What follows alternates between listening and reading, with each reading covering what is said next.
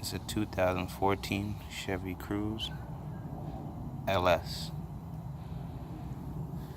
First thing you want to do is unscrew these 19s, which is bolted to the hubcap. It's the only way you're going to be able to get the hubcap off. And the lug nuts are also 19. Take your tire off. Come over here. You got number 10 here. Number 10 down there.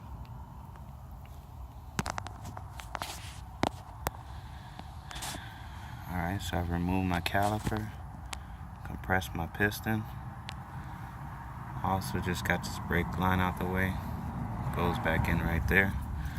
But this car,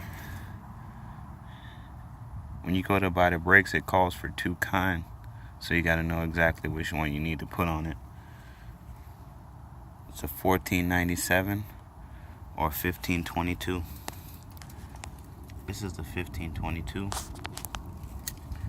Which, as you can see, is what we took off the car.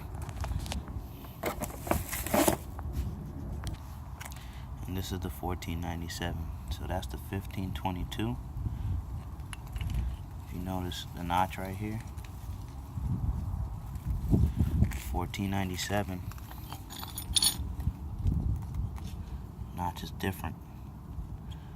So you want to make sure you put the right one on this car.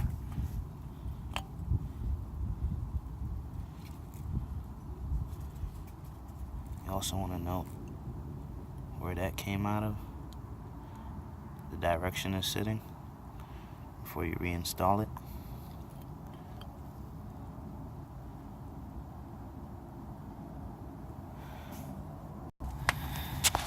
So I just want to make a note. When I went to the parts store, the guy told me it was two different kinds. But when you examine the brakes, they're exactly the same. So you can use a 1497 or 1522. It doesn't matter. They're the same exact brake. So now you just reinstall the pads, reinstall your caliper, put back on your two number 10s, and that's a 2014 Chevy Curze LS front brake pad install. Thanks for watching. Subscribe, comment, hit that like button. See you next time.